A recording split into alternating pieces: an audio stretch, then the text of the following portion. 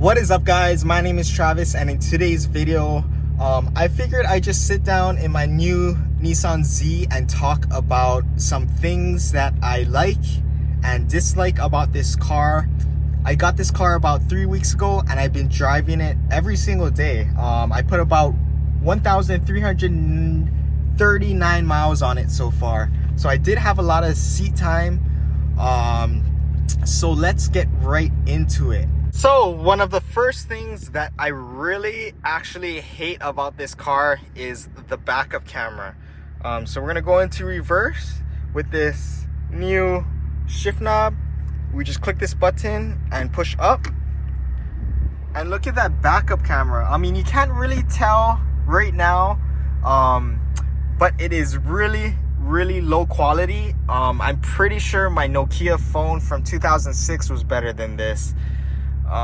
But I do like how they have the guided lines, so when you turn the steering wheel it also turns. But yeah, like at low light or at nighttime, it's like you basically have no backup camera at all. Yeah, my Nissan GTR, it's a 2014, that has a way better backup camera than this. I don't know how Nissan went backwards in technology throughout the years with their backup cameras, but it happened. Really like the interior, but there's some weird things that they did. So this infotainment screen is really nice. I like what they did with the stitching, and this material kind of feels like a leather, but I'm pretty sure it's not a real leather. It's some type of synthetic leather. The same material is on this trim piece right over here, and it continues to the top of this door panel. I really like this material. I just wish that they continued with it to over here and the rest of the trim, because this kind of feels like my Hyundai plastic, or like from my dad's Toyota. So this plastic doesn't feel really good, and there is some like squeaky and rattling that I'm getting from this area. I'll insert a clip right over here showing what that rattling sounds like, but it's really irritating.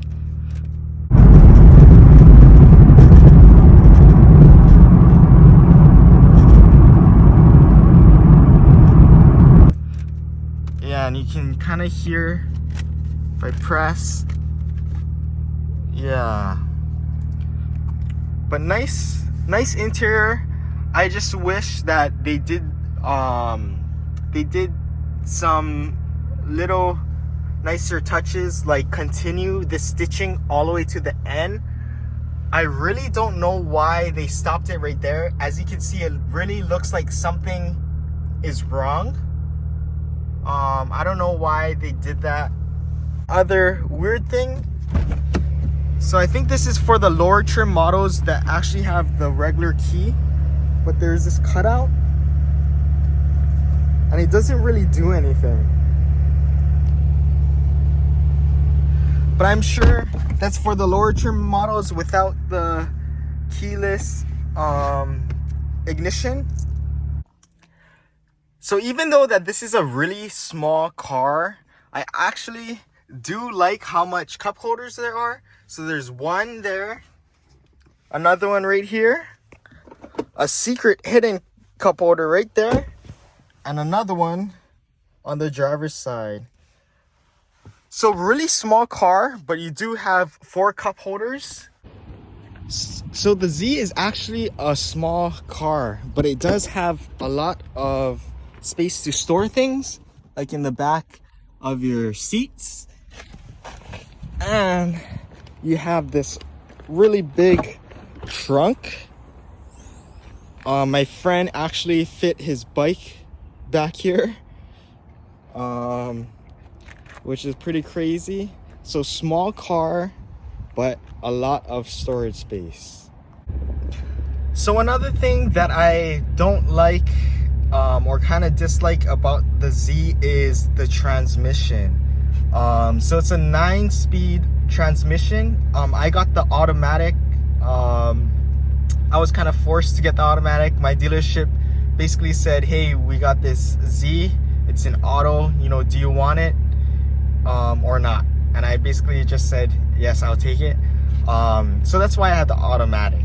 If I had a choice, I would have went with the manual.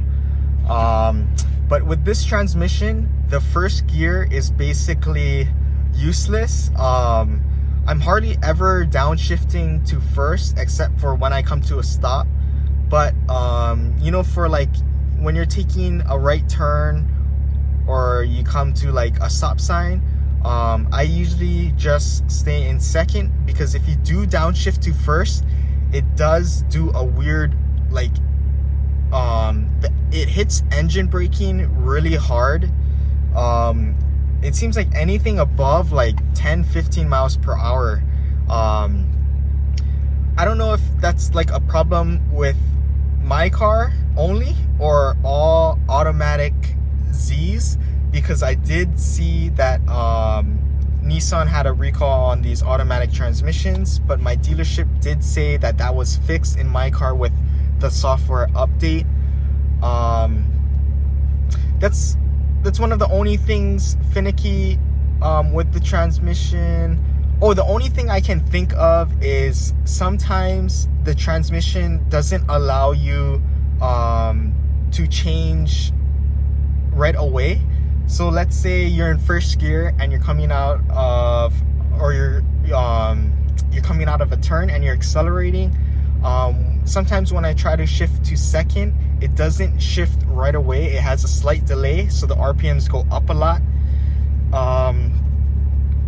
Yeah, but that's about it for the transmission.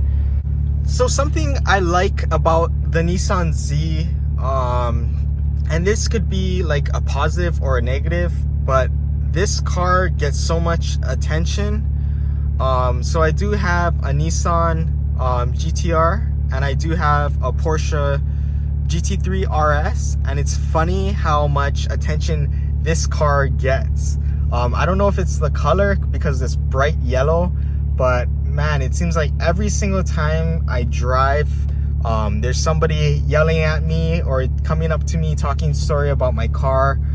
Currently, this is the only one driving around on island in Hawaii. In Hawaii, there was only a couple Zs that got shipped here. Mine is the only one that took delivery. The other ones are still on showroom. I think one had body damage, and the other one is listed for $67,000, but that's a performance trim. So my Z is proto spec, so it's one of 240 in the US, and I picked mine up for $65,000, and so they're asking $67,000 for performance, which is a little bit too much in my opinion. Or actually, anything above $50,000 for a Z is too much in my opinion. But like, the reason why I paid so much for my car is because, you know, I just wanted to be the first one in Hawaii with this car. And you know, a couple weeks later, I'm still the only one driving around with a Z in Hawaii. So that's why, you know, I paid that much. I did kind of buy this car to try to make money. So I bought it for $65,000, and I saw that TJ Hunt bought his for 80. I think it was like 85. And I saw some other ones on the mainland listed for like 130, 120,000. So I thought that I would buy this car, drive it for a couple hundred miles, then sell it. But I honestly fell in love with the car. I think it's because this car is such a good everyday driver. You know, all of my other cars, you know, they're low, they're loud. So it's not like I can just go out at like 12 o'clock in the morning and drive my car. But this car I can. You know, it's really quiet. it's not low. I don't have to worry about where I go and where I'm gonna be driving in the day. So yeah, honestly, this is a really good car for me because it's such a good daily driver.